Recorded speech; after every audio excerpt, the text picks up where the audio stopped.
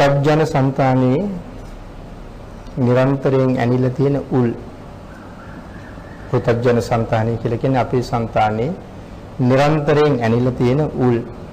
මොනවද ඒ උල්?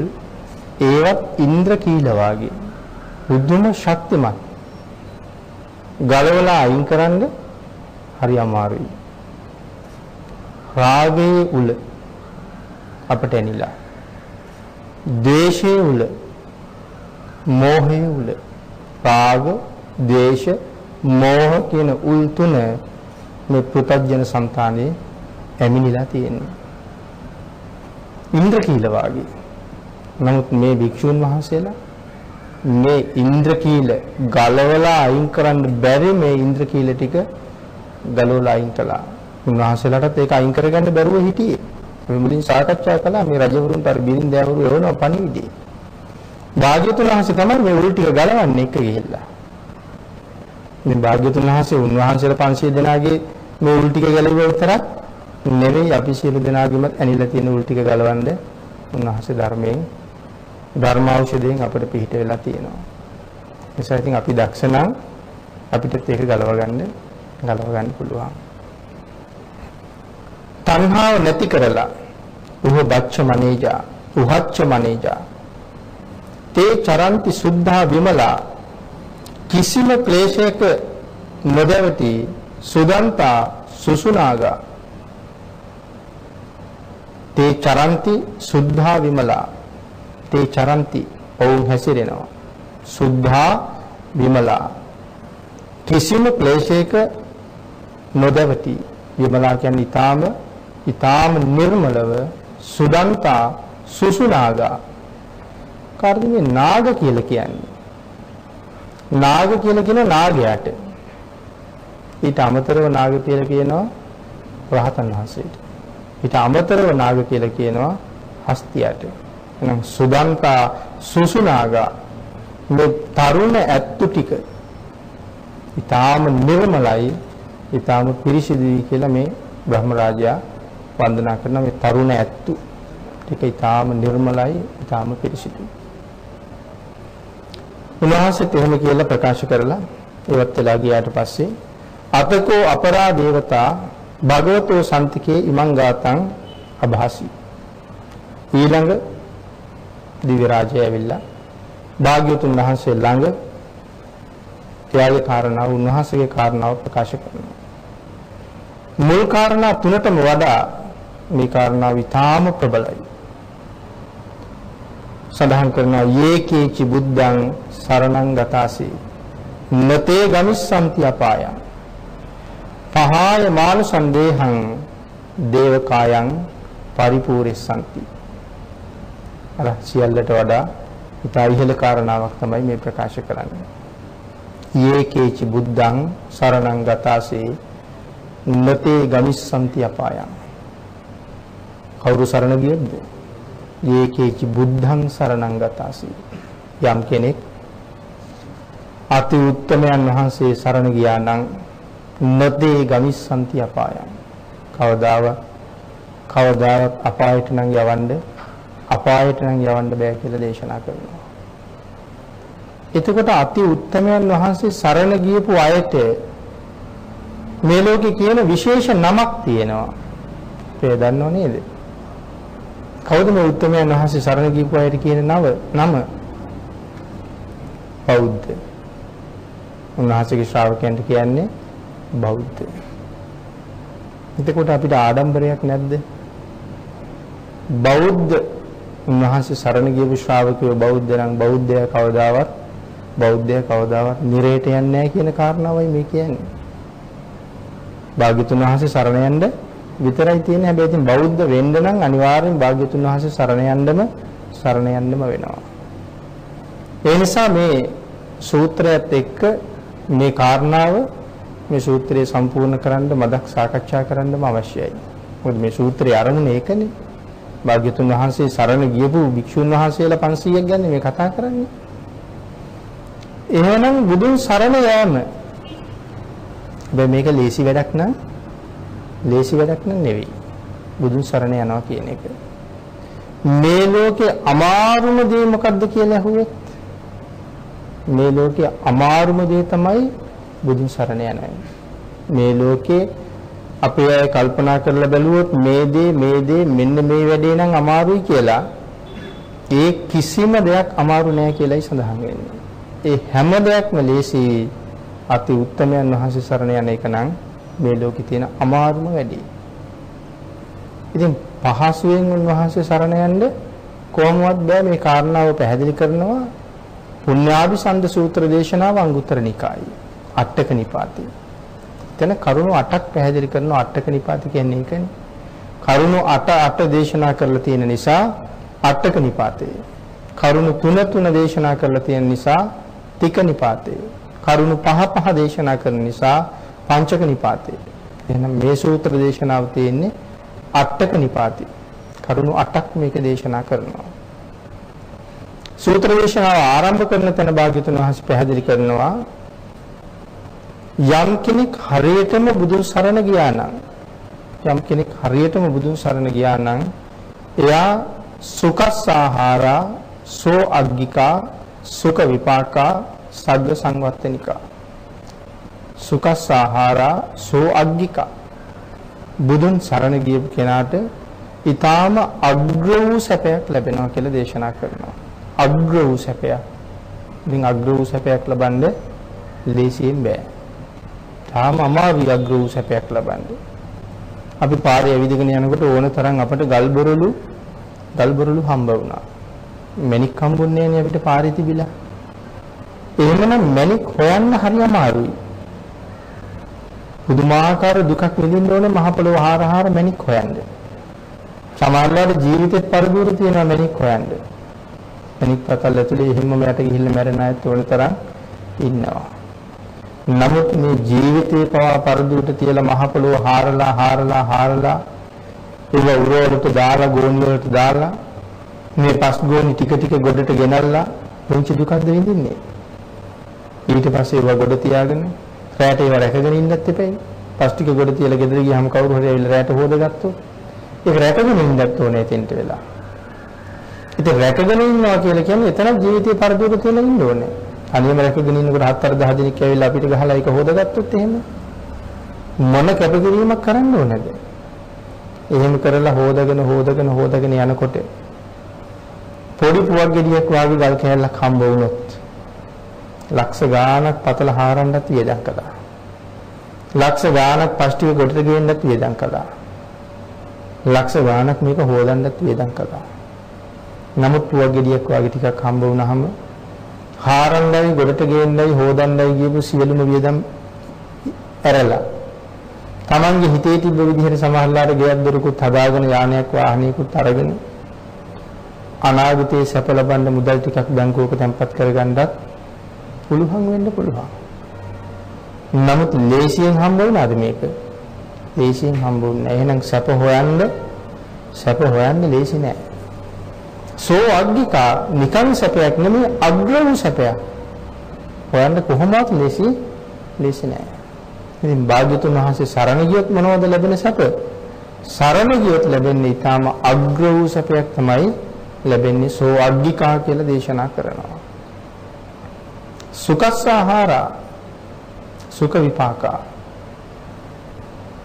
මෙලවත් සැපයෙන් පුරවලා මේ දහස් ගණන් පරලෝක ජීවිතත් සැපයෙන් පුරවනවා. ඉතින් මේ මෙලවත් සැපයෙන් පුරවලා අනාගතෙත් සැපයෙන් පුරවනවා කියන එක සෙල්ලම් කාරණාවක් එහෙම නෙවෙයි. අපි දැන් මේ දහදුක් විඳලා උපයන මුදල් අපි මෙලව සැපයෙන් පුරවනවා මිසක් මෙලව අතහැරලා යනකොට ඒ සේරම මෙතන දාලා යන්නේ. ගෙවලුත් දාලා, වාහනත් දාලා, සල්ලි මිල මුදලුත් දාලා, රැකී රස්සාත් දාලා, මේ සේරම දාලා අපි යන්නේ නිකන්. දැන් හිස්සතින්ම පිටත් වෙලා යනවා.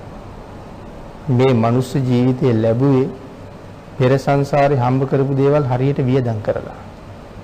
ඒ සල්ලි නෙවෙයි කුසල්. කුසල් ගොඩක් වියදම් කරලා තමයි ওই ජීවිතේ හම්බුනේ. එහෙමනම් ඊළඟ ජීවිතයට වියදම් කරන්න අපි ගාව කුසල් තියෙන්න ඕනේ. මේ එක එක්කෙනාගේ ජීවිත විවිධයි. ඒ තම තමන්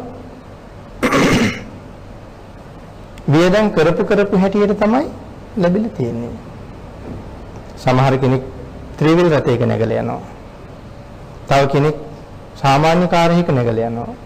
තව කෙනෙක් ඊට වඩා බොහෝම සුව පහසු වාහනයක යනවා. තව කෙනෙක් කෝටි ගණනක් වටින වාහනයක යනවා. එයාගේ සැපය එයාට ලැබිලා තියෙන එයා වියදම් කරපු හැටියට ත්‍රිවිල් රථයට වියදම් කරුවට වඩා කෝටි ගණනක රථයකට එයා පුදුම වියදමක් කරලා තියෙනවා. හැබැයි ඉතින් වියදම් කරපු ප්‍රමාණයට සැපයි. එහෙනම් අපේ ජීවිතෙත් මේ ලැබිලා තියෙන්නේ පෙර වියදම් කරපු හැටියට. සල්ලි නෙමෙයි. කුසල් රැස් කරලා කුසල් වියදම් කරලා තියෙන නිසා. එහෙනම් ඊළඟ ජීවිතෙත් ලස්සන ජීවිතයක් ගොඩනගන්න නම් වියදම් කරන්න සෑහෙන්න උපයන්න වෙනවා. ඒ නිසා භාග්‍යතුන් වහන්සේ සරණ යනවා කියන එක බොහොම පහසු කාරණාවක් නම් නෙවෙයි. සග්ග සංවත්තනිකා සුඛස්සාහාරා මෙලවත් සැපයෙන් පුරවලා නොඑක් ලක්ෂ ගණන් අනාගත ජීවිත සැපයෙන් පුරවනවා මොනවා කළොත්ද බුදුන් සරණ ගියොත්. ඉතින් ශ්‍රද්ධා මාත්‍රයෙන් තමයි මේක තේරුම් ගන්න වෙන්නේ. ශ්‍රද්ධාව නැත්තම් මේක තේරුම් ගන්න පහසු නෑ. ශ්‍රද්ධා මාත්‍රයක් තියෙන්නම ඕන මේක තේරුම් ගන්න. ඒ නිසා අපිට භාග්‍යතුන් වහන්සේගේ දේශනාව ඒ තරම්ම පිළිගන්න ශ්‍රද්ධාවක් අපිට නෑ. අපි හිතලා බැලුවොත් මෙන්න මේ විෂයන් ටික ඉගෙන ගත්තොත් මට මේ වාගේ රැකියාවක් ලබන්න පුළුවන්. මේ විභාගයේ පාස් කරුවොත් මට මේ වාගේ පාසලකට යන්න පුළුවන්. එහෙම නැත්නම් ඒ උසස් පාසලට යන්න බැරුව යනවා. ඒ නිසා මෙහෙම ඉගෙන ගන්න ඕනේ. එතකොට දැන් අපි ගාව ඒකට ශ්‍රද්ධාවක් තියෙනවනේ. මේ විදිහට ඉගෙන ගත්තොත් උසස් පාසලට යන්න පුළුවන්. මේ විෂයන් ටික පාස් කරුවොත් මේ රස්සාව හොයාගන්න පුළුවන්. එහෙම රැකියාවක් ලැබුණොත් මෙච්චර ආදායමක් ලබන්න පුළුවන්. එහෙම ශ්‍රද්ධාවකුත් අපි ගාව තියෙනවා. මැද පෙරදිග ගිහිල්ලා කවුරු හරි රැකියාවක් කරනවා. බොහෝ වෙලාවට අපේ රටින් දුප්පත් කෙනෙක් නේ. දැන් එයා මොකවත් දන්නේ නැහැ මැද පෙරදිග ගියපු කෙනා. බැංකු ක්‍රමය ගැන දන්නෙත් නැහැ. පරිගණක තාක්ෂණය ගැන මොකවත් දන්නෙත් නැහැ. නමුත් ගෙදරක ගිහිල්ලා මොකක් හරි සේවා කටයුත්තක් කරලා මුදලක් උපය ගන්නවා. දැන් ඒක දරුවන්ට මල්ලන්ට ගෙදරට යවන්න ඕනේ. යවන්න විදිහක් නැහැ. ඉතින් මේක අරන් ආයි ලංකාවට එන්න නෙවෙයිනේ. දැන් මේක යවන්න හැටියක් නැතුව කල්පනා කර කර ඉන්නකොට කවුරු හරි කියනවා ඔය මුදල් ටික ගිහිල්ලා බැංකුවට දාන්න. මැද පෙරදිගෙන් බැංකුවට දාපුවාම ලංකාවේ ඉන්න කට්ටිය සල්ලි ගනී. අපිට සැකයිද උක? අපිට සැක නැහැනේ. අපි බයල්ල ගිහින් බැංකුවේ දාන්න. මම මේ මාස ගාණක් දුක් විඳලා වළං හොදලා පිඟන් හොදලා උපයපු සල්ලි ටික ගිහිල්ලා බැංකුවට දැම්ම කියලා මම මොකෝවත්ම දන්නේ අර මිනිස්සයා ගතට දීලා එවුන් හැදීලා දෙන කොල කෑල්ල අතට අරගෙන මං එනවා එන්නේ. ඉතින් අපිට සැකක් බයක් තියෙනවද මුදල් ටික ලංකාවට යයිද නැද්ද කියලා? නෑ අපිට හොඳ ශ්‍රද්ධාවක් තියෙනවා මුදල් ටික ලංකාවට යනවා. අද දාපුවාම හෙට උදේට ගෙදර කට්ටිය සල්ලි ගන්නවා. විශ්වාසයි. හැබැයි බැංකු ක්‍රමයෙන් කොහොමද මේක කරන්නේ? පරිගණක තාක්ෂණයෙන් මේක කරන්නේ කොහොමද කියලා මොකවත් එයා දන්නේ නෑ. නමුත් බුදුම ශ්‍රද්ධාවක් තියෙනවා. නමුත් භාග්‍යවතුන් වහන්සේ දේශනා කරනවා මෙන්න මෙහෙම ජීවිතය ගොඩ නැගුවොත් මෙලවත් සැපයෙන් පුරවලා පරලොවත් සැපයෙන් පුරවනවා. අපිට ඒක විශ්වාසද? අපිට ඒක විශ්වාස නැති හින්දා තමයි අපේ ජීවිත මේ තරම් අවුල් වියවුල් වලටපත් වෙලා තියෙන්නේ. අපි ජීවත් වෙන සමාජයේ මේ තරම් විනාශ වෙලා තියෙන්නේ. මේ තරම් තාඩන පීඩන වලට ලක් වෙලා තියෙන්නේ. අපිට භාග්‍යතුන් වහන්සේගේ දේශනාව විශ්වාස නැති නිසා. ඉතින් ඒක විශ්වාස නැත්තේ අපි ගාව ශ්‍රද්ධාව නැති නිසා. මොන බුදු පියාණන් වහන්සේ දේශනා කළා මෙලවත් සැපයෙන් පුරවලා නොයෙක් අනාගත ජීවිත ලක්ෂ ගණන් සැපයෙන් පුරවනවා. මොනවා වුණොත්ද බුදුන් සරණ ගියොත්. අමාරුම වැඩේ කියලා සඳහන් කළේ කෙනෙක් කියන්න පුළුවන් කාන්තාවක් පිරිමියෙක් කරන එකත් පිරිමියෙක් කාන්තාවක් කරන එකත් මේ ලෝකේ හරි අමාරුයි කියලා. නමුත් සම්මා සම්බුද්ධ ශාසනයේට ඒ වැඩේ පයට පෑගෙන දූවිල්ලක් තරම්වත් වටින්නේ නැති වැඩක්. ස්ත්‍රියක් පුරුෂයෙක් කරන එකත් පුරුෂයෙක් ස්ත්‍රියක් කරන එකත්. මහා කච්චායන මහ රහතන් වහන්සේගේ රූපේ විතරයි දැක්කේ සෝරෙය්‍ය බමුණා. දැක්කේ උඩුකය. සිවුර පොරවන වෙලාවේ උඩුකය දැක්කා. දැකලා බමුණට හිතුණා මුන් වහන්සේ මගේ බිරිඳ වුණා නම් කියලා කල්පනා කරලා නැහැ. උන්වහන්සේගේ ලස්සන මගේ බිරිඳට තිබුණා නම් ඔච්චරයි හිතුවේ. සිතුවිල්ල ඉවර නෑ. පුරුෂ ලිංග අහෝසි ස්ත්‍රී ලිංග පහළ වෙනවා. දැන් දෙයියනේ කොහොමද ගෙදර යන්නේ? ඊට පස්සේ රතාචාර්යයන්ට කියනවා රතේ අයින් කරලා නවත්තන්න. මට ශරීර කෘත්‍ය කරන්න අවශ්‍යතාවයක් තියෙනවා. එහෙම කියලා මෙයා බැහැලා කැලේට යනවා. හැබැයි ඉතින් ආයෙ සෝරෙය කවදාවත් රතේට නම් එන්නේ නැහැ. සෝරෙයගේ යාළු සිටුවරයෙකුත් මේකේ හිටියා. සෝරෙය රතේට එන්නේ නැහැ. ඉතින් කට්ටිය හෙව්වා කැලෑවෙ ගිහිල්ලා හෙව්වා සෝරෙය නැහැ. සෝරෙය කියන්නේ කෝටිපතියෙක්. ඒ නිසා මේගොල්ලෝ කල්පනා කරන්න ඇති සෝරෙය කවුරු හරි අරගෙන ගියා. අරගෙන ගිහිල්ලා මරන්න ඇති. ඉතින් සෝරෙය අතහැරියා. නමුත් සෝරෙය කැලේ දිග දුවගෙන යදුන් ගානක් දුවලා ගිහිල්ලා වෙනත් නගරයකින් මතුවෙනවා. නවතුවෙන්නේ පිරිමියෙක් නෙමෙයි තරුණියක්. ඒ නගරේ ඉන්න තරුණයෙක් ඇය විවාහ කරගන්නවා. ඔහුට දාව ඇයට දරුවෝ දෙන්නෙක් ඉන්නවා. මෙහා නගරෙත් ඇයට දාව එතකොට ඔහු පිරිමියෙක්නේ. සෝරෙයට දාව තවත් තරුණියකට දරුවෝ දෙන්නෙක් ඉන්නවා. නමුත් අර දරුවෝ දෙන්නත් හදාගෙන ජීවත් වෙනකොට එක දවසක් උඩුමහන් තලාවේ ඉන්නකොට දකින්න පාරේ යනවා සිටුවරයෙක්. වෙලෙන්දෙක් යන්නේ. හැබැයි හොඳට අඳුරගත්තා. කවුද මේ වෙලෙන්දා? එදා මෙයත් එක්ක නාන්න ගියපු අනික් තරුණයා. එයා තමයි මේ වෙලෙන්දා. සේවකයෙක් අතේ පණිවිඩයක් යවනවා අන්න අර පාරේ යන පුද්ගලයාට එන්න කියන්නේ. ගෙන්න ගත්තා. හොඳට උයලා පිහලා සැලකුවා. දැන් අරයට අඳුරන්න බෑ. ඉතින් ස්ත්‍රියක්නේ. නමුත් අහනවා මට මෙච්චර සලකන්න ඔබ මම අඳුරනවද? ඒ වෙලාවේ ළඟට ඇවිල්ලා කියනවා මතක නැද්ද? මම තමයි සෝරෙය.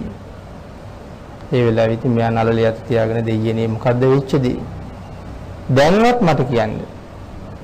ඒ වෙලාවේ තමයි මෙයා කියන්නේ මතක දේද අපි නාන්න යනකොට අර පිට නගරේ සිවුරු පරෝමින් හිටපු ස්වාමීන් වහන්සේ. පතරම් පාට එකක් තිබ්බේ. එහෙම කියනකොට මේ යාළුවා දන්නවා එකත් එකටම මේ මහා කච්චායන මහ රහතන් වහන්සේ. උන්වහන්සේ දැක්ක වෙලාවේ මට මෙහෙම හිතුණානේ කියලා කිව්වා. ඉතින් උන්වහන්සේලාගේ ලස්සනත් එතනින් කියනවා මේ 500ත් එහෙමමනේ. මේ කාන්තාවකට රාගසිතක් ඇති වුණා නම් ඒක සාමාන්‍ය දෙයක්. නමුත් පිරිමියෙකුට රාගසිතක් ඇති වෙන්න පිරිමි කෙනෙක් දැකලා උන්වහන්සේ මොනතරම් රූපයෙන් ලස්සනද. හැබැයි යාළුවා කියනවා මිත්‍රයා ඔබ හරි වාසනාවන්තයි. මේ වෙලාවේ මහා කච්චායන මහරහතන් වහන්සේ මේ නගරේ පිණ්ඩපාතේ වඩිනවා. වහාම යමු කියලා ලැහැත්ති කරගෙන එක්ක ගිහිල්ලා කියනවා සැක කරන්න දෙයක් බය වෙන්න දෙයක් නැහැනේ. උන්වහන්සේට ඇත්ත කියන්නේ. ගිහිල්ලා වන්දනා කරලා කාරණාව කියලා කියනවා ස්වාමීනි මට සමා වෙන්න. සමාව ලැබෙනවත් එක්කම අපව පුරුෂ බව ලැබෙනවා. ඒ වෙලාවේ ගෙදර ගිහිල්ලා අර ස්වාමියාට කියනවා මම අහවලා. මෙන්න මේකයි මට සිද්ධ වෙච්ච සිද්ධිය කියලා එදා තමයි එයාට කියන්නේ. ඉතින් ඒ ස්වාමියා කියනවා කමක් නැහැ දැන් අපි දෙන්නම පිරිමිනේ. ඒ නිසා දෙන්නම මේ නගරේ හවුලේ පාලනය කරමු බෙදාගෙන. එයා කියනවා ඔබ තව මොනවද මට මේ කියන්නේ? ඔබට දාව මගේ කුසෙන් බිහි කරපු දරුවෝ දෙන්නෙක් මෙහි ඉන්නවා. මට දාව බිහි වෙච්ච දරුවෝ දෙන්නෙක් එහා නගරේ ඉන්නවා. මේකටද මේ සංසාරේ කියලා කියන්නේ. මට තව මේක එපා. මම මේක දාලා යනවා යන්න. මට ඕනේ මේ නින්දිත වූ සංසාරයෙන් එතර යන්න මට ඕනේ. එළයා ගිහිල්ලා භාග්‍යතුන් වහන්සේගේ කාරණාව කියලා පැවිදිලා රහත් වෙනවා. ඉතින් ඉන්න දෙන්නේ නැහැ මිනිස්සු අද වාගේම. අද ස්වාමීන් වහන්සේලා යම් කරුණු කාරණා ආරංචි වෙච්චාම බොහෝ කරදර කරනවානේ. සොයාගෙන ගිහිල්ලා අන්තිමට ස්පාසුවක් නැති තැනට එනකන් කරදර කරනවා නොපෙනී යනකම්. ඉතින් ඒ වගේ එදත් මේ මිනිස්සු පස්සෙන් යනවා. ගිහිල්ලා මොනවද ස්වාමීන් වහන්සේගෙන් අහන්නේ බණද? ධර්මය අහන්නේ අහන්නේ ඔබ වහන්සේ වැඩිම ආදරේ ඔබ වහන්සේගේ කුසෙන් උපන්න දරුවෝ දෙන්නටද නැත්නම් ඔබ වහන්සේ නිසා අර තරුණියගේ කුසෙන් උපන්න දරුවෝ දෙන්නටද කියලා. මේක තමයි අහන ප්‍රශ්නේ. ඉතින් මේකට උත්තර දීලා මේක ඉවරෙකුත් නෑනේ. ඉතින් භාග්‍යතුන් වහන්සේ ඊළඟට දේශනා කරනවා මගේ පුතා දැන් කාටවත් ආදරේ නෑ. Tamanට ආදරේ කරලා සංසාරයෙන් එතර ගියපු පුතාට දැන් කවුරුවත් කවුරුවත් වැඩක් නැහැ කියලා තමයි ඒක තේරුම් කරලා දෙන්නේ. මුලින් උන්වහන්සේ කිව්වා මගේ කුසෙන් වඩාපු දරුවන්ට මම ආදරෙයි කියලා. මම පස්සේ කියනවා මම දැන් කාටවත් ආදරේ නැහැ. රහසේ සියල්ල අතහැරියා. නමුත් අපි අමාරුයි කියලා හිතන වැඩේ ඒකයි මම කියේ මේ බුද්ධ ශාසනයේ පයට පෑගෙන දූවිල්ල තරම්වත් වටින්නේ නැහැ. මේ වැඩේ උනේ සෝරෙයියට විතරක් එහෙම නෙවෙයි. භික්ෂුන් වහන්සේලාටත් මේක වෙලා තියෙනවා. භික්ෂුණීන් වහන්සේලාටත් වෙලා තියෙනවා. ඇතැම් භික්ෂුන් වහන්සේලා භික්ෂුණීන් වෙනවා මේ භික්ෂුත්වයේ ඉන්නකොටම. භාග්‍යතුන් වහන්සේට ගිහිල්ලා කියනවා මේක. කියනකොට බුදු පියාණන් වහන්සේ දන්නවා මේකයි සංසාරේ හැටි. උන්වහන්සේගේ මහා කරුණාවෙන් අනුකම්පා කළා මිසක් කාටවත් භාග්‍යතුන් වහන්සේ චෝදනා කළා එහෙම නෙවෙයි. නමුත් දේශනා කළා ඒ අයට ඒ අයගේ වස් ඒ විදිහටම දෙන්න. භික්ෂුවක් විදිහට වස් 10ක් සම්පූර්ණ කරලා තිබ්බනම් දැන් භික්ෂුණියක්නේ. ඒ භික්ෂුණියට වස් 10 එහෙම්මම දෙන්න ඉන්න තැනින් විතරක් අයින් කරන්න. ඒ කියන්නේ භික්ෂූන් ඉන්න තැනින් උන්වහන්සේ භික්ෂුණීන් ගාවට යවන්න කාන්තාවුත් පිරිමි වුණා. ඒගොල්ලන්ටත් වස් ඒ විදිහටම දීලා කාන්තාවෝ ඉන්න තැනින් පිරිමිච්ච ස්වාමීන් වහන්සේලා භික්ෂූන් වහන්සේලා ඉන්න තැනට මාරු කළා. මේ සෝරෙයියට විතරක් වෙච්ච වැඩක් එහෙම නෙවෙයි මේක. එහෙනම් මේ සම්මා සම්බුද්ධ ශාසනයට අපි අමාරුයි කියන වැඩේ ඒ තරම් අමාරු වැඩක් නං නෙවෙයි. එහෙමනම් බුදුන් සරණ යනවා කියන එක ඊට වඩා අමාරු වැඩක්. ඒක පැහැදිලි කරන්නයි මේ උදාහරණය ගෙන ආවේ. බුදුන් සරණ යනවා කියන එක ඊට වඩා අමාරු වැඩක්. ඒ නිසා භාග්‍යවතුන් වහන්සේ දේශනා කළා බුදුන් සරණ යන ක්‍රම 4ක් තියෙනවා. එක ආත්ම සන්නියාතන සරණාගමනය.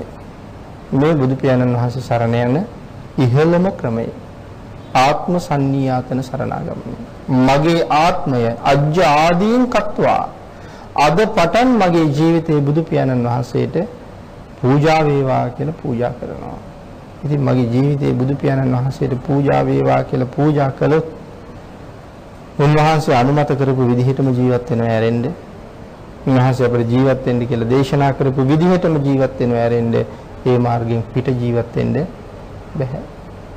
ගිහි කෙනෙක් හැටියට භික්ෂුවක් වගේ ජීවත් වෙන්න අවශ්‍ය නැහැ. භාග්‍යතුන් වහන්සේ භික්ෂූන්ට ජීවත් වෙන්න ක්‍රමයකොත් ගිහියට ජීවත් වෙන්න ක්‍රමයකොත් දෙකක් දේශනා කරලා තියෙනවා. එහෙමනම් ඔබ බුදු පියාණන් වහන්සේ ළඟ එහෙම පොරොන්දුවක් වෙනවා නම් ඔබට ගිහි ජීවිතය ගත කරන්න කොහොමද භාග්‍යතුන් වහන්සේ දේශනා කළේ? ඒ විදිහටම ඔබේ ජීවිතය සකස් කරන්න ඕනේ. භාග්‍යතුන් වහන්සේ අකමැති කාරණාවකට ජීවිතය පෝෂණය කරන්න බැරුව යනවා මගේ ජීවිතය උන්වහන්සේට පූජා කරාම. හරියටම අපට දේශනා කරපු විදිහටම.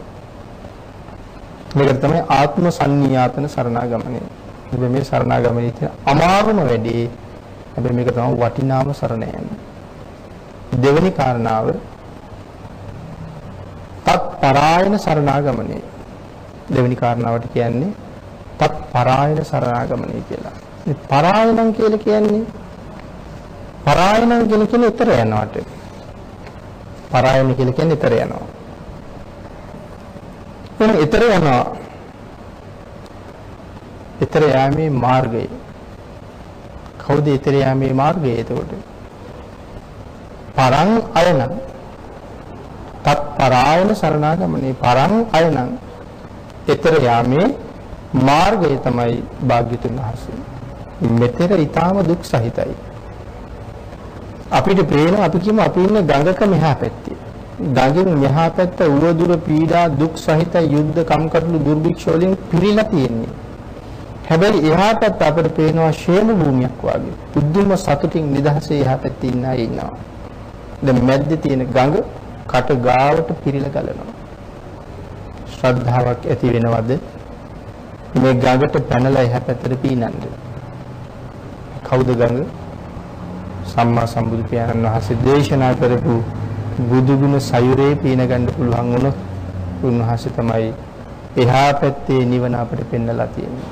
එහෙමනම් ඊතර යන පාර කවුද? ඊතර යන මාර්ගයේ භාග්‍යතුන් වහන්සේ. තත් පරායන ඔබ වහන්සේ අනුව යෑම මට ඊතර යන්න තියෙන එකම මාර්ගයයි. තත් පරායන සරණාගමනය.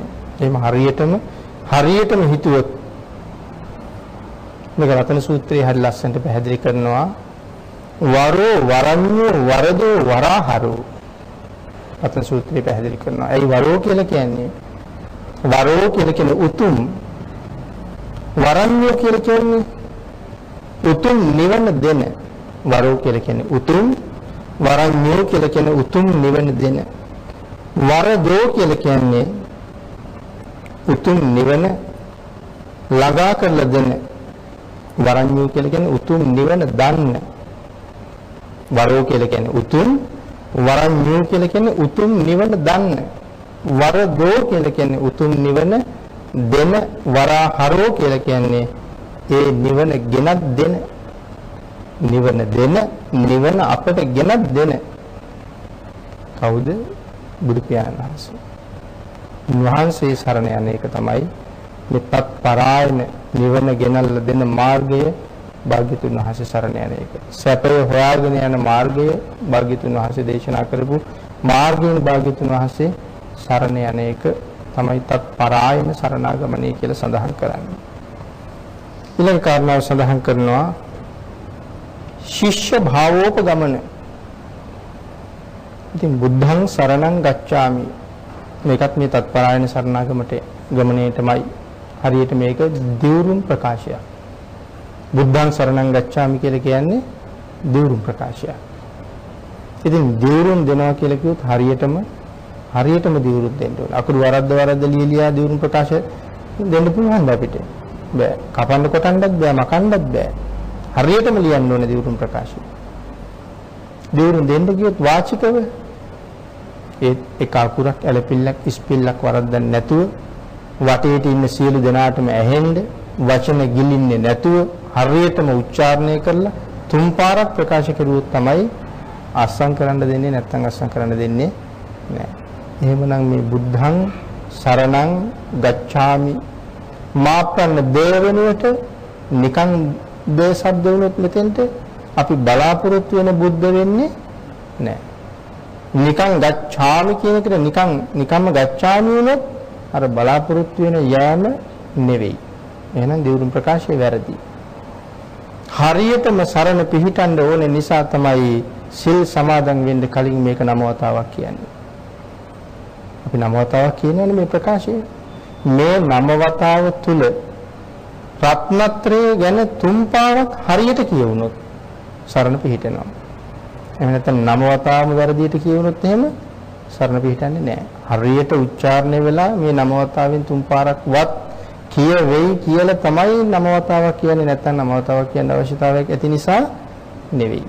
ඊට අමතරව මේක සිල් සමාදන් වෙන්න කලින් කියන්න තියෙන නිකන් වාක්‍ය පෙළියකුත් නෙවෙයි දියුරුම් ප්‍රකාශයක්.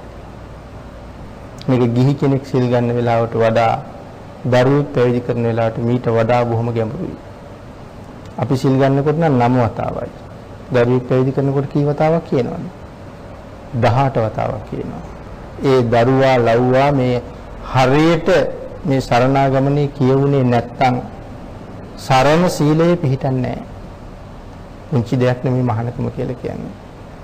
3 වතාවක් හරියට කියවෙන්න ඕනේ. සරණ සීලයේ පිහිටියේ නැත්තම් සිවුර පෙරවන්න පුළුවන්. ඉතින් ඒ සිවුර පෙරවිල්ලයි කොටේකට සිවුර පෙරවිල්ලයි දෙකේ වෙනසක් හිටින්න නැතුව යනවා. ඒ නිසා තමයි වැඩිමාළු ස්වාමීන් වහන්සේලා මේ තැන් වලට කැඳවන්නේ අත්දැකීම් තියෙන ස්වාමීන් වහන්සේලා. උදට ධර්මය දන්න ස්වාමීන් වහන්සේලා. උන්වහන්සේලා මකාරයේ අගට යොදලා 9 වතාවක් සරණාගමනයේ පැවිදි වෙන දරුවට කියවනවා. නකාරයේ අගට යොදලා 9 වතාවක් කියවනවා. බුද්ධම් සරණම් ගච්ඡාමි කියලා 9 වතාවක් කියන ධම්මම් සංගම් කියලා. බුද්ධං ධම් සරණං ගච්ඡාමි කියලා අල්නයන් අගට යොදලා 9 වතාවක් කියනවා. ඔය ආකාර දෙකෙන් කොයි ක්‍රමයකින් හරි 3 වතාවක් හරියටම මේ දරුවට මේක කියවුනොත් එයාට සරණ පිහිටනවා. නම් අත්‍යවශ්‍යයි සරණ සීලය. සාමාන්‍ය කෙනාට පිහිටන්න ඕනේ අපි හැමෝටම අවශ්‍යයි සරණ සීලය. නම් සාමණේර ස්වාමීන් වහන්සේ සාමණේරෝනේ අපි පැවිදින්නේ ඔක්කොම. ඉතින් මේ සාමණේර පැවිද්ද සම්පූර්ණ වෙන්න මේ සරණ සීලය හරියටම ඕන ඒකයි මේකට දියුණු ප්‍රකාශයක් කියලා කියන්නේ. ඒ ශිෂ්‍ය භාවෝපගමන කියලා කියහම ස්වාමීන් මම ඔබ වහන්සේගේ ශිෂ්‍යයා වෙනවා. ඉතින් මේ ශිෂ්‍යයා මේ අද ඉන්න ඉස්කෝලේ යන මේ උපකාරක පන්තියට යන ශිෂ්‍යයා වගේ ශිෂ්‍යයෙක් ගැනද මේ කියන්නේ? නෑනේ. ඉතින් මේ ශිෂ්‍යයා ඉස්කෝලේ ඉන්නකොට නම් ගුරුවරයාට ටිකක් ගරු කරනවා. එළියට ආවට පස්සේ කිසිම ශිෂ්‍යයෙක් ගුරුවරයාට ගරු කරන බවක් පේන්නේ. ඉතින් එළිය තියා ඇතුළේවත් ගරු කරන්නේ නෑ. ඉතින් එහෙම ශිෂ්‍යයෙක් ගැන එහෙම නෙවෙයි මෙතන කියන්නේ. අතීත ශිෂ්‍යයා ගැන මේ කියන්නේ. අතීතයේ ශිෂ්‍යයා කොහොමද ඉගෙන ගන්න ගියේ? එයා තක්සලාවට ගියේ අමුතුවෙන් ශිල්ප ඉගෙන ගන්නවම කියන කාරණාව අසක තියලා ගුරුවරයාට හිතුනොත් තමයි උගන්වන්නේ. ගුරුවරයාගේ ගෙදර ගිහිල්ලා සියලුම බැල මෙහෙවරකම් ටික කරන්න ඕනේ. වළං හොදන්න ඕනේ, පිඟන් හොදන්න ඕනේ, ඇඳුම් හොදන්න ඕනේ, ගෙවල් අතු ගන්න ඕනේ, මිදුල් අතු ගන්න ඕනේ, බෙහෙත් ගල්වනවා නම් බෙහෙත් ගල්වන්න ඕනේ. මේ සියල්ලම කර කර ඉන්නකොට ගුරුවරයාට හිතුනොත් මෙයා හොඳයි. මෙයාට යමක් කියලා දෙන්න ඕනේ. එහෙම අනුකම්පාවක් උපන්නොත් යමක් ඉගෙනුවා මිසක් හොයලා බලලා ඉගෙනන්නේ මේ දුර්ගුණ තියන අයට එහෙම ඉගෙනගෙන ගහලා යන අයට එහෙම මේ ගන්නලා නැහැ. හොඳට හොයලා බලලා උගන්වලා තියෙන අනුකම්පාවක් ඇති වුණා. අන්න එහෙම කියන්නේ ඒ ශිෂ්‍යයා මේ සියල්ලම කරලා උදේටත් ගුරුවරයාට වඳිනවා, දවල්ටත් ගුරුවරයාට වඳිනවා, අවසරත් ගුරුවරයාට වඳලා අවසර අරගෙන ළඟ ඉන්නේ. එනම් භාග්‍යතුන් වහන්සේ ශිෂ්‍ය භාවෝපසරණාගමනේ සරණ යන්න නම් භාග්‍යතුන් වහන්සේ වෙනුවෙන් අපිට කරන්න තියෙන සියලුම යුතුයකම් ටික සම්පූර්ණ කරලා දවසේ 3 වේල බුදුන් වැඳලා භාග්‍යතුන් වහන්සේගේ ආශිර්වාදය අරගෙන උන්වහන්සේ ළඟ ඉන්න වෙනවා. ශිෂ්‍ය භාවෝපගමන. හතරවෙනි කාරණාව පනිපාත. මොකද්ද මේ පනිපාත සරණාගමනය කියලා කියන්නේ? ගුණය දැකලා සරණ යනවා. පනිපාත සරණාගමනය. උතුම් ගෞරවය දක්වන බුද්ධ රත්නයේට. ඒක තමයි පනිපාත කියලා කියන්නේ. ගුණය දැකලා සරණ යනවා. එහෙම නැත්නම් බුද්ධ රත්නයේට දක්වන්න තියෙන ඉහළම ගෞරවය දක්වනවා. ඉතින් බුද්ධ රත්නයේට ඉහළම ගෞරවය දක්වනවා.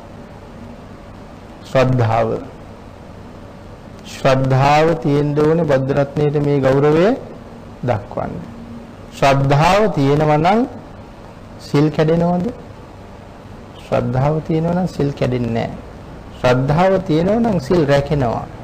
මොකද අති උත්තමයන් වහන්සේ මේ දේශනාව මේ විදිහට කළා නම් මට මේ කාරණාව එපා කීවනම් මගේ පියාණන් වහන්සේ එපා කියපු දේ මම කවදාවත් කීකරුකමනේ මම කවදාවත් ඒක කරන්නේ නැහැ එපා කියපු දේ. එහෙමනම් අපි මේ සිල් රකින්න කියලා වෑයම් කළාට සිල් රකින්න එක සෑහෙන්න අමාරු වැඩක්. ශ්‍රද්ධාව තියෙනවා නම් සිල් රකින්නව නෙමෙයිනේ. එහෙනම් සිල් රැකෙනවා. ශ්‍රද්ධාව තියෙනවා නම් සිල් රැකෙනවා. සිල් හරියට රැකෙනවා නම් සමාධියක් වැඩෙනවා. සමාධියක් වැඩෙනවා නම් ප්‍රඥාවක් දියුණු වෙන්න පටන් ගන්නවා. මේ සියල්ලෙගෙම මුල මොකද්ද? ශ්‍රද්ධාව. අති උත්තමයන් වහන්සේට බෝධි මූලයේදී දහම් දේශනා කරන්න බැලිකම ඇති වෙන වෙලාව ඒක ලෝක ධර්මතාවයක්. බ්‍රහ්ම රාජය ඇවිල්ලා මොකද්ද කියන්නේ? ස්වාමීනි දහම් දේශනා කරන්න.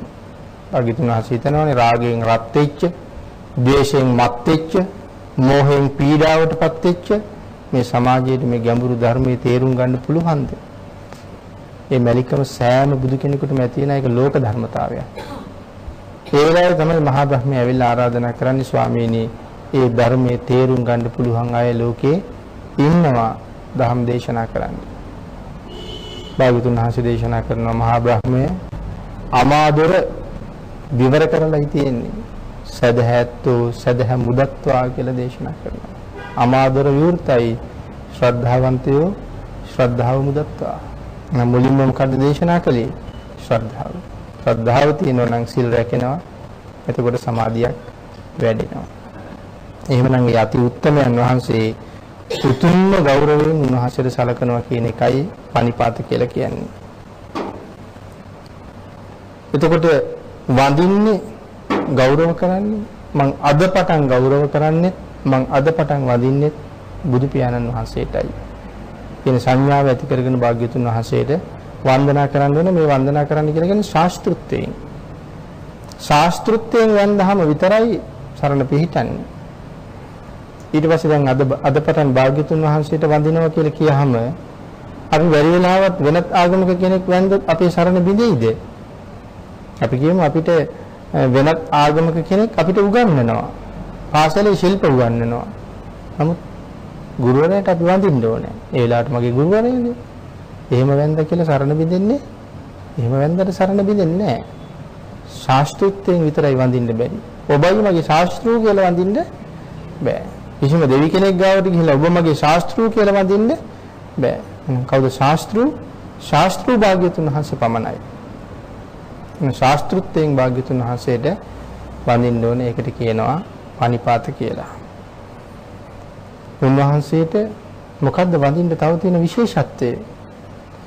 මේ ලෝකේ කවදාවත් කාටවත් වැඳෙන්නේ නැති අය උන්වහන්සේට වඳිනවා. කවදාවත්ම කාටවත්ම වැඳෙන්නේ නැති අය උන්වහන්සේට වඳිනවා. ඉතින් වඳින්න වටිනවා.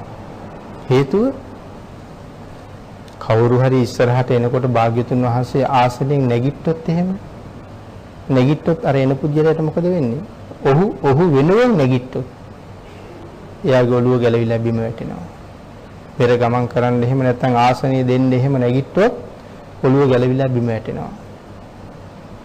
භාග්‍යතුන් වහන්සේ ආසන පැනෙවුවොත් පෙර ගමන් කෙරුවොත් ඒ ඉවසන්න මේ ලෝකේ සුදුසු පුජ්‍යලයක් එදත් නැහැ අදත් නැහැ හෙටත් නැහැ.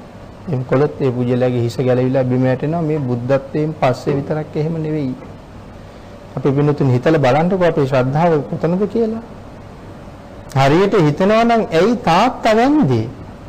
මේ තාත්තා වඳින ලෝකයක් තියනවද? මේ සුද්ධෝදන රජුන්ට තිබෙන පුතාලව වඳ ගන්න. වඳින්න බෑ. සුද්ධෝදන රජුන්ටත් හිටපු එදා හිටපු මහා ඉහළ පුජ්‍යලයක් අසිත කාලදේවල. පංච අභිඥා අෂ්ට සමාපatti ලබාගත්ත අහසින් යන්න එන්න පුළුවන් වෙච්ච මහා පුදුම ඍද්ධවන්තයා. ඉතින් තමන්ගේ ශිෂ්‍යයාට දරුවෙක් උපන්න කියලා ආරංචි වෙනකොට පුදුම සතුටින් ඉන්නේ. මගේ ගෝලයාගේ පුතා බල්ලා ඉන්න කියලා. ඒ වෙලාවෙ ඉතින් රජුරුවොත් දරු පැටියා වත්තම් කරගෙන අරන් එනවා ගුරුවරයාට පෙන්නන්න. ඊට වඩා සතුටක් නැහැනේ. අනික රාජ පරම්පරාව උපදිච්ච අනාගත රජුරු අරන් එන්නේ මේ. අරගෙන ඇවිල්ලා පුතේ වඳින්න ආශිර්වාද ගන්න කියලා කිව්වේ. නමුත් මොකද්ද සිද්ධ වුනේ? හාත්පසින්ම වෙනස් දෙයක්. නලල් තලී වැදෙන්නේ සිරිපතුල් දෙක. ඒ වෙලාවේ රජුරවන්ට නම් හිතුණ මහා අභාග්‍ය සම්පන්න සිද්ධියක් සිද්ධ වුණේ. නමුත් ඒ වෙලාවම අසිත කාලදේවල තවස බැලුවා මොකද්ද සිද්ධිය? රජුරු ඒ වෙලාවේ නැවතත් රජුරවන්ගේ හිතේ තියෙන දැන් වෙන දෙයක් නෙමෙයි මහා පුදුම අභාග්‍යයක් උනේ. නැවතත් දරුවා බිම තියන්න හැදුවා කාලදේවල තවස ගාව. සමාවර්ගන වඳින්න කියලා. ඒ වෙනකොට කාලදේවල තවස නැගිටිනවා. මම මරන්නද හදන්නේ කියලා නැගිටින්නේ. ඉතින් එතකොට රජුරවන්ට තේරෙනවද ඒක? කාලදේවල තාපසතුමා ආසනයේ ඉන්නවා. රජුරවන්ගේ කල්පනාව මහ ලොකු අභාග්‍යයක් සිද්ධ වුණේ. වඳින්න සමාව ගන්න කියලා බෝසතාණන් වහන්සේ පතුල ළඟ තියන්න හදන්නේ. ඒ ලැහැත්ති වෙනකොටත් කාලදේවල තවස නැගිටිනවා. නිකම්ම නෙමෙයි රජුරවන්ට කියාගෙන නැගිටින්නේ මම මරන්නද හදන්නේ කියලා. බැරි වෙලාවත් සුද්ධෝදන රජු බිම තිබ්බනම් මොකද වෙන්නේ? බිම තිබ්බ හැමනම් කාලදේවල තවුසගේ හිස එතනම වැටෙනවා කියලා සඳහන් කරන්නේ. ඒ තරම් භයානකයි. ඒ කියන්නේ ඒ තරම්ම ಗುಣ කදම්බයක් මව් කුසෙන් එළියට බිහි වෙච්ච වෙලාවෙ ඉඳලම අතීතෙත් එහෙමයි මේ වෙලාවත් එහෙමයි. අන්න ඒ නිසා අපි උන්වහන්සේට පසඟ පිහිටවල ඕනම වෙලාවක වඳින්න වටිනවා අපිට.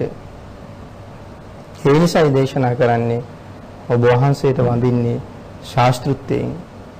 ඥාතිත්වයට වඳින්න එපා කිව්වා භාග්‍යතුන් වහන්සේම. ඥාතියා කියලා වඳින්න එපා. ගුරුවරයා කියලා වඳින්න එපා. ඥාතිත්වයෙන් වඳින්නේ තාත්තට වඳිනකොටත් වඳින්නේ ඥාතිත්වයට. ආචාර්යත්වයටත් වඳින්න එපා. එහෙනම් කොහොමද වඳින්න කිව්වේ? බයට වඳින්නත් එපා කියලා දේශනා කළා.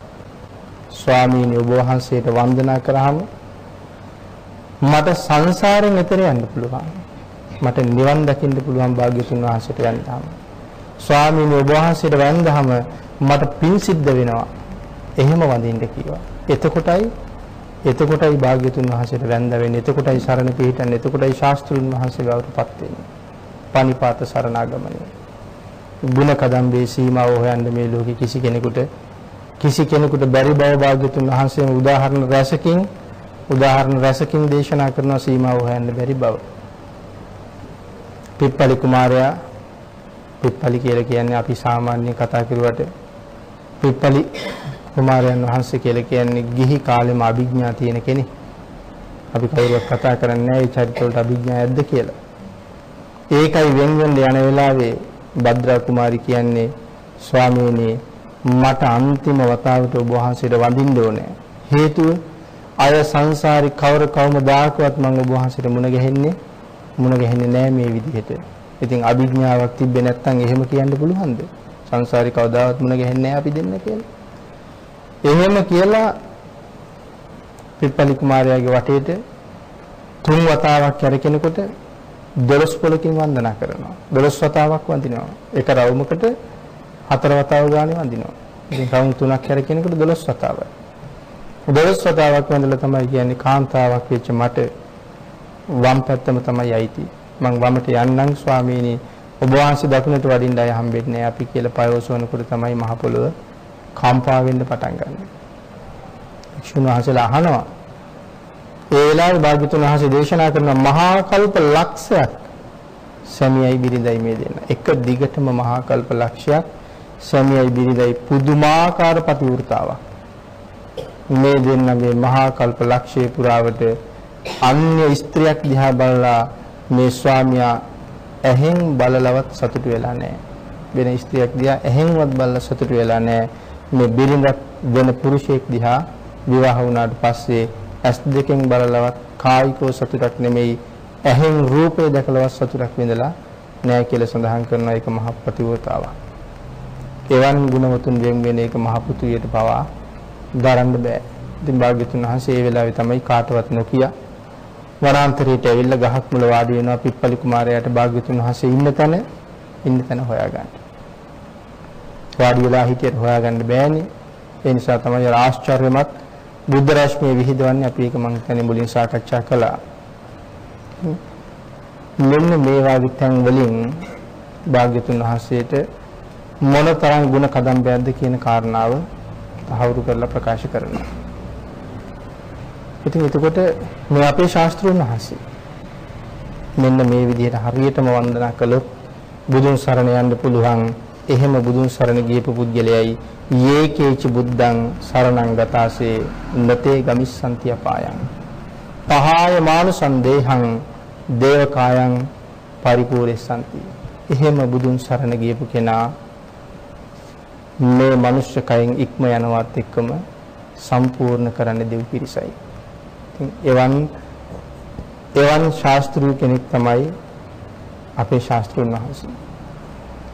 එහෙමනම් තව කල් යවන්න, තව පහු වෙන්න හෙටට කල් දාන්න දෙයක් නෑ. භාග්‍යතුන් වහන්සේ වන්දනා කරන එක අද දැන් උන්වහන්සේගේ ශිෂ්‍යයා බවට පත් වෙලා නැත්නම් ජීවිතේ පූජා කරලා නැත්නම් ගුණය දැකලා එහෙම නැත්නම් අනුගමන කරලා විතර යන පාර කියලා හිතලා භාග්‍යතුන් වහන්සේගේ මාර්ගයට බැහැ ගන්න අපි ප්‍රමාද නොවිය යුතුමයි. එහෙම නැත්නම් හරීම භයානක තැනක අපි ජීවත් වෙනවා. එහෙනම් මේ බ්‍රහ්ම රාජ්‍යෝ මේ කාරණා 4 ප්‍රකාශ කළා. උන්වහන්සේලා පැමිණි තැනටම උන්වහන්සේලා වැඩම කළා. ඊළඟට සඳහන් කරනවා අතකෝ භගවා බික්ඛු ආමන්තේසි යේබුයේන බික්කවේ දසසු ලෝක ධාතුසු දේවතා සම්නිපතිතා තථාගතං දස්සනාය බික්ඛු සංඝංච. නැවත භාග්‍යතුන් වහන්සේ භික්ෂුන් වහන්සේලා ආමන්ත්‍රණය කරනවා.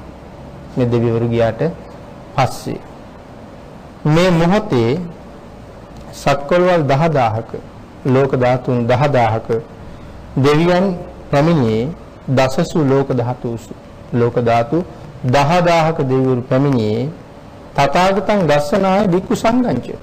තථාගතයන් වහන්සේ සහ භික්ෂු සංඝයා වහන්සේ දැක ගැනීම සඳහා තමයි මේ දෙවිවරු පැමිණිලා තියෙන්නේ.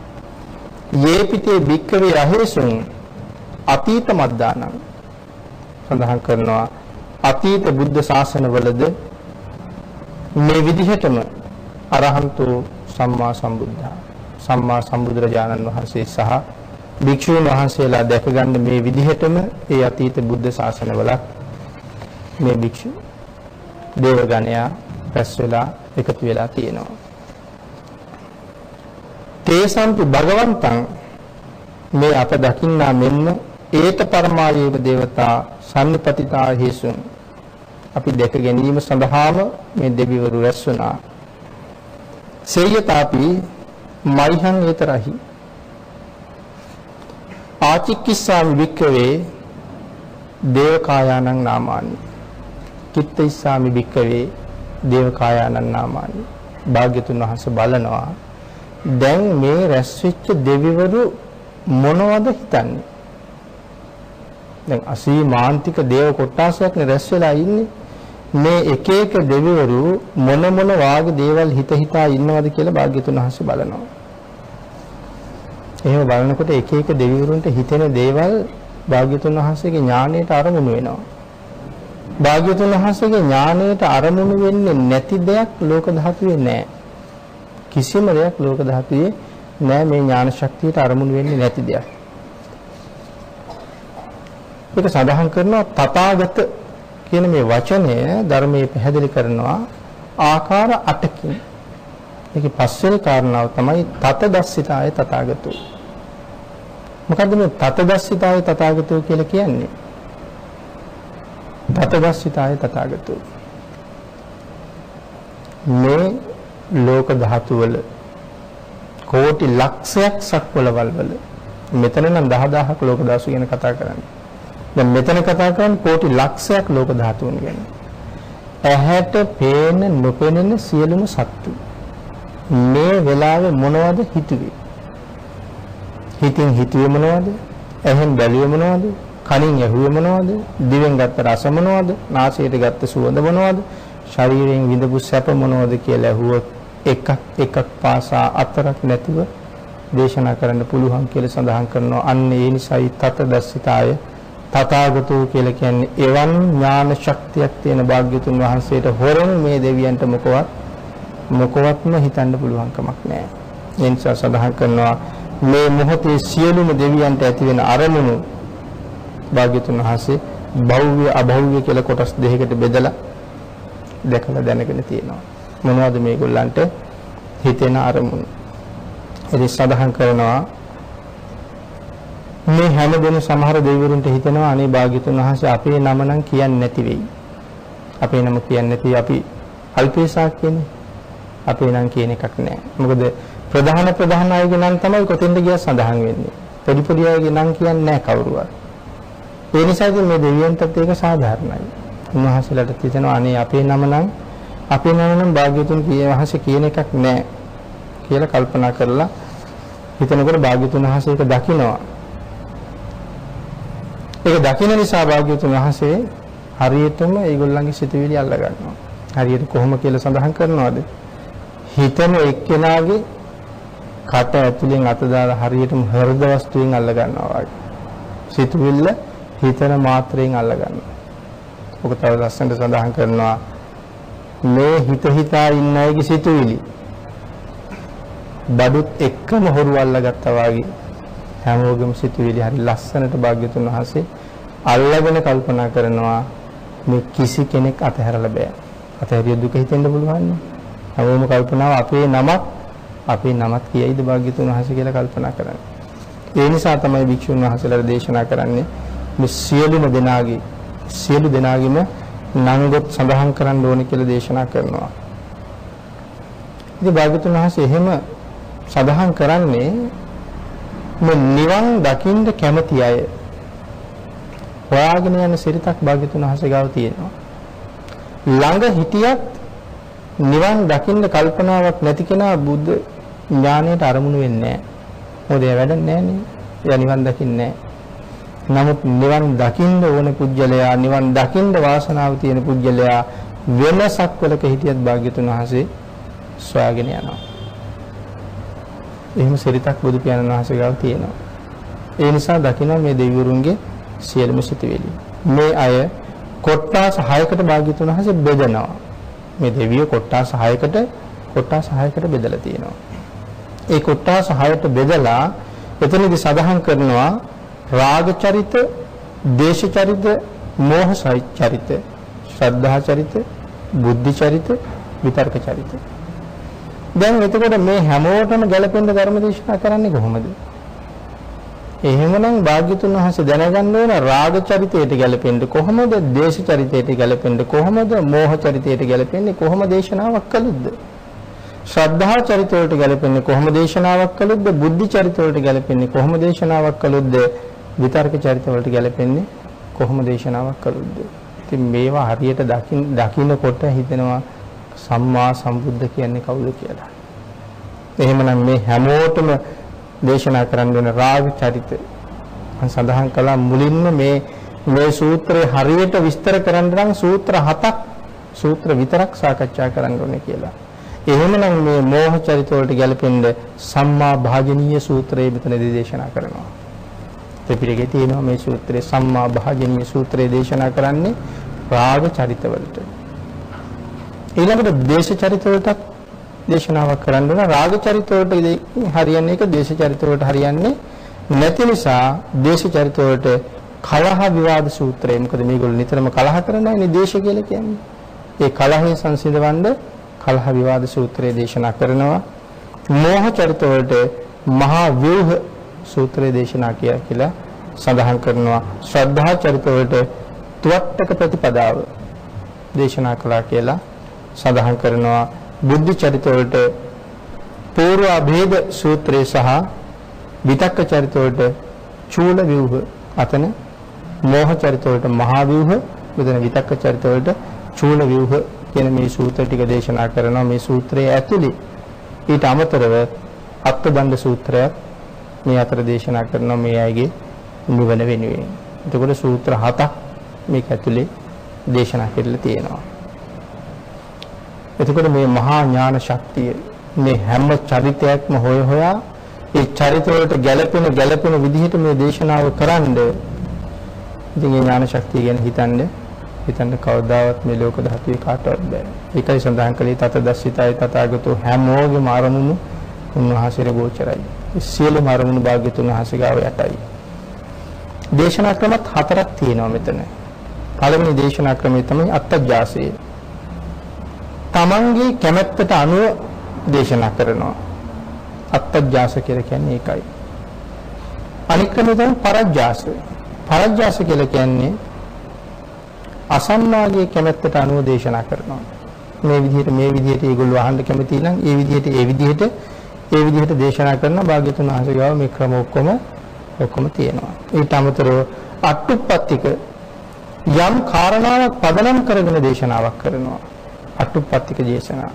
ඊළඟට සඳහන් කරනවා පුච්චාවසික ප්‍රශ්න අහනවා. ප්‍රශ්න අහලා ඒ ප්‍රශ්නේ විසඳනවා. පුච්චාවසික කියලා සඳහන් කරනවා.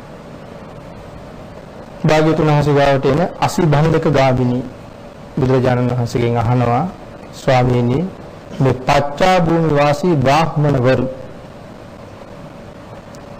ගඟට බහලා උදේම නාලා මේ නෙළුම් මල් ආදී පැලඳගෙන ගිනි ගොඩවල් ගහලා විවිධ ධාන්‍ය වර්ග මේ ගිනි ගොඩට දාලා පුච්ච ගිනි ගොඩ වටේට ඇවිද මොනවදෝ කියව ගිහිල්ලා මිනිසුන්ට කියනවා හරි දැන් ඔබේ ඥාතියා මහා බ්‍රහ්ම එක්ක එකතු වුණා යාගයක් කළා.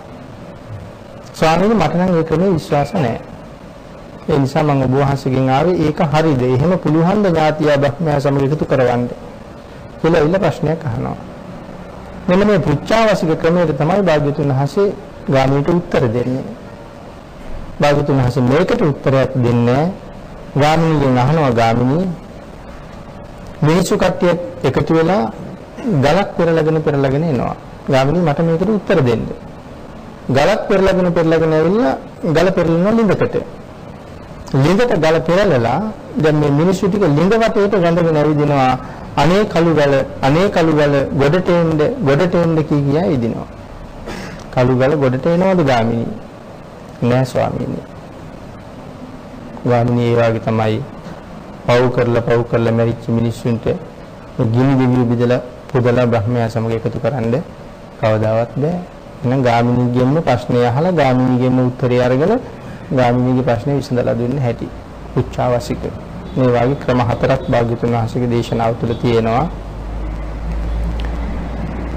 මේ ඇයිට මාර්ගඵල ලබන්න මේ හතර ක්‍රමයේ දේශනා කළා කියලා සඳහන් කරනවා. මේ පිරිස ගිහි පැවිදි කියලා දෙපාර්ශ්වයක් පිළිබඳව සිහිපත් කරනවා. දැන් මේ ප්‍රශ්න අහහා මේක විසඳන්න ඕනේ. මේ හැමෝගෙම තියෙන ප්‍රශ්න දැන් අහන්න ඕනේනේ. ඒ නිසා භාග්‍යතුන් වහන්සේ ආරමුණු කරනවා මුලින්ම මේ ආශ්චර්යමත් විදිහට රහත් වෙච්ච භික්ෂුන් වහන්සේලා 500න් කවුරු හරි ඉන්නවද මේ දෙවියන්ගේ තියෙන ගැටලු විසඳන්න මගෙන් ප්‍රශ්න අහන්න. දැන් එතකොට ඒ කෙනා භාග්‍යතුන් වහන්සේගෙන් ප්‍රශ්න අහන්න ඕනේ. ඉන්නවද කවුරුවත්? කියලා මේ 500 දිහාම ආරමුණු කරලා බැලුවා. කිසි කෙනෙක් නැහැ. කිසි කෙනෙක් නැහැ භාග්‍යතුන් වහන්සේගෙන් ප්‍රශ්න අහන්න පුළුවන්.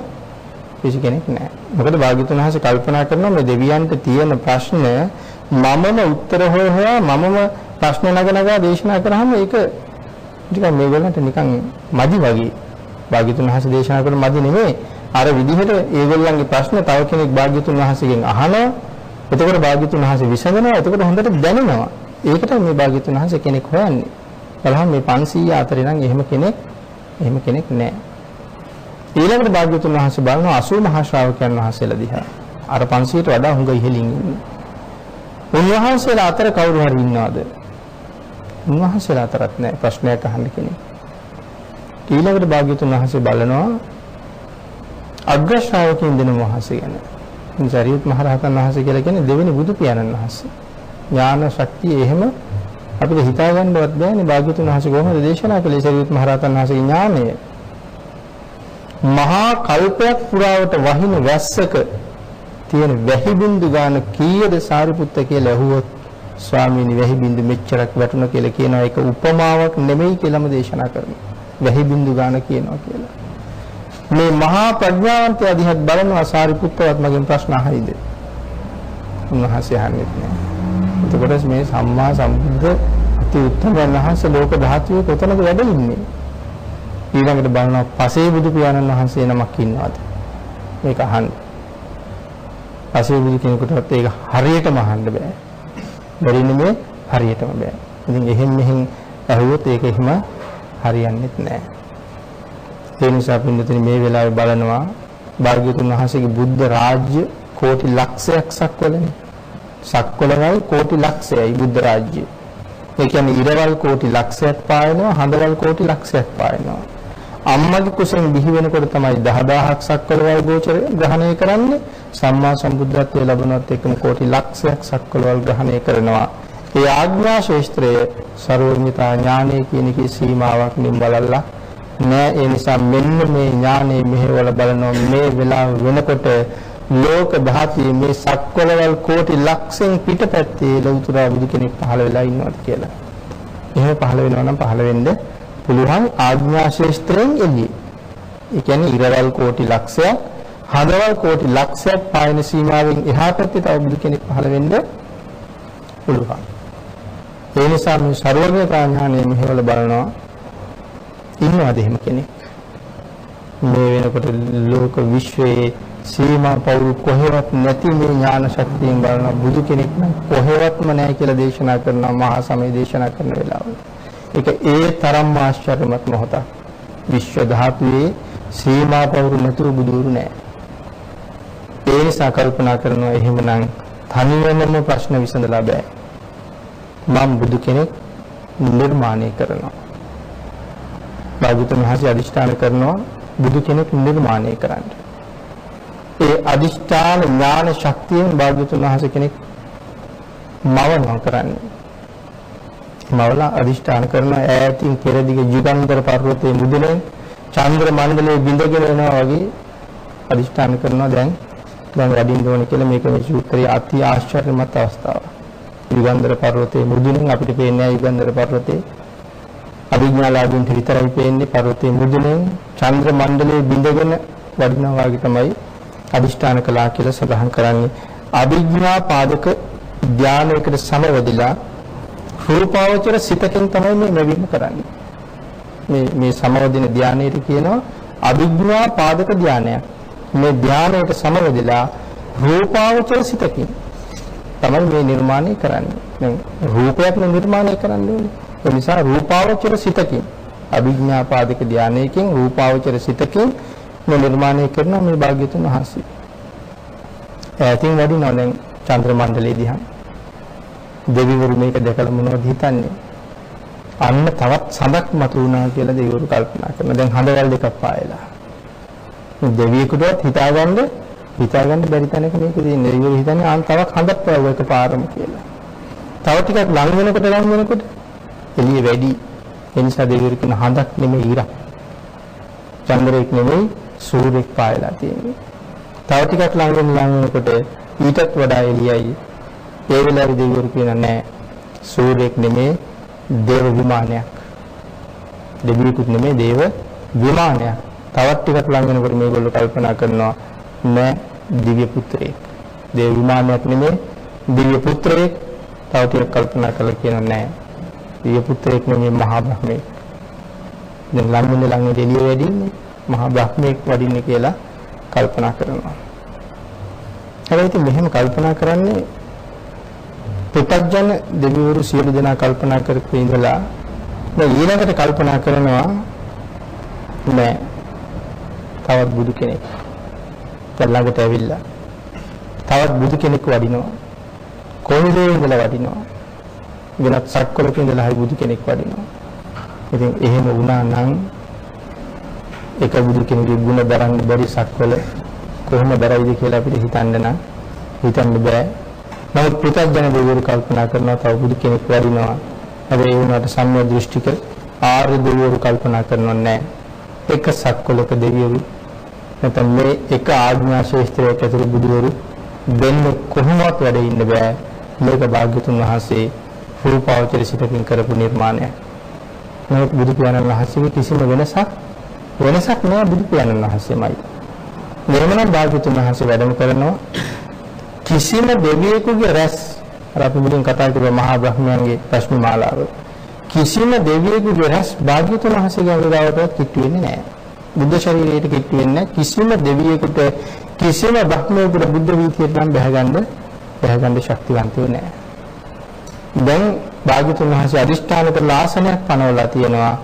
දෙන්නම බුදුවරු කියන්නේ දෙන්නම සමානයි. ඒ නිසා වදින සිරිතක් නැහැ. ඇවිල්ලා පනවලා තිබ්බ ආසනෙන් භාග්‍යතුන් වහන්සේ වැඩ ඉන්නවා. අපේ බුදු පියාණන් වහන්සේගේ ප්‍රශ්න මාලාව නිර්මාණය වෙච්ච බුදු පියාණන් වහන්සේගේ ඇඟේ වදිනවා. උන්වහන්සේගේ රශ්මි දාලාව බුදු පියාණන් වහන්සේගේ ඇඟේ වදිනවා. බුදුවරු දෙන්නෙක් සමානයි. වෙනනම් මේ රශ්මි ඇඟේ වදන්න අය නැහැ. සඳහන් කරනවා මේ අති උත්තමයන් වහන්සේලාගෙන් විහිදෙන රශ්මිය අහස සිසාරා මුළු ආකාශයේම සිසාරා යන බුද්ධාලෝකයේ අකනිට්ට බ්‍රහ්ම ලෝකයේ දක්වා ගිහිල්ලා නැවත බඹලුව වැදිලා ආපහු එනවා වගේ ඒ රශ්මිය හරියට අර ඔළුවට උඩ ඉඳලා විදුලි පන්දමක් ගහුවා වගේ නැවත සියලුම දෙවිවරුන්ගේ හිස් මත රශ්මි ධාරාව වැතිලා පැතිරලා යනවා කියලා. ඉහළට ගිහිල්ලා අකනිෂ්ඨ බ්‍රහ්ම ලෝක දක්වා ගිහිල්ලා නැවත ආපහු වැටිලා හිස් මත පැතිරෙනවා වගේ දැන් බුද්ධ රශ්මි ජාලාවෙන් මුළු මේ විශ්ව ධාතුවම වැහිලා තියෙනවා. කෝටි ලක්ෂයක් සක්වලවලම මේ දස දහසක් සක්වලවලම මේ රශ්මි ධාරාවෙන් ඒකාලෝකයි සඳහන් කරනවා ස්වර්ණ දරයක් වගේ වෙනකොට විශ්වය කියලා. පතරම් ගුහයක්, චෛත්‍ය මන්දිරයක් වගේ මේ වෙනකොට රන්වන් පාටින් දිලිසෙන විශ්ව ධාතුව. ඉතින් ඊළඟට භාග්‍යතුන් වහන්සේ වැඩ ඉන්නවා නිර්මිත බුදුරජාණන් වහන්සේ බුදු පියාණන් වහන්සේගෙන් ප්‍රශ්න අහනවා. උන්වහන්සේ ප්‍රශ්න අහනවා භාග්‍යතුන් වහන්සේ විසඳනවා. ඉතින් මහා සමය ඉදිරියට මේ ටික සඳහන් කරලා තියෙනවා. කාලය ඉවරයි කියලා සඳහන් කරන නිසා අදට ධර්ම දේශනාව නිමා කරමු.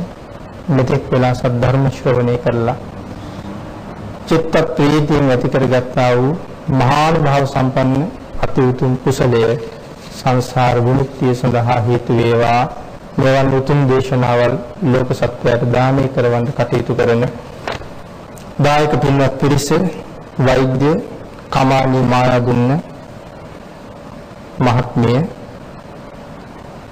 රුක්ලන්ත මායාදුන්න මහත්මයා මේ දෙදෙනා තමයි මේ ධර්ම දානේ බෙදා දෙන පුරෝගාමීන් උතුම් අරමුණු කීපයක් තියෙනවා අපවත් වූ අස්ගිරි පාර්ශවයේ මහා නායක ස්වාමින් වහන්සේ ඇතුළු අපවත් වූ වදාළ සියලුම ස්වාමින් වහන්සේලාට පින් අනුමෝදන් කිරීමත් රුක්ලන්ත මහත්මයාගේ ආදරණීය පියාණන් සහ කමානී මහත්මියගේ සදාදරණීය පියාණන් මේ පියවරුන් දෙදෙනාට පින් අනුමෝදන් කිරීමත් දෙදෙනාගේම සුජීවත්ව සිටින දයාබරණීය මෑණිවරුන් දෙදෙනාට රත්නත්‍රි ආශිර්වාදයෙන් නිදුක් නිරෝගී භාවයේ චිරජීවනයේ ප්‍රාර්ථනා කිරීමත් කල්යාණ මිත්‍රත්වයෙන් එකතු පාදා වෙන මේ සියලුම පින්තුන්ට ඒ අයගේ දෙමව්පියන්ට මිය පරලෝකීය ඥාතීන්ට පින් අනුමෝදන් කරවීමත් බෞද්ධ මාධ්‍යාලයේ නිර්මාතෘ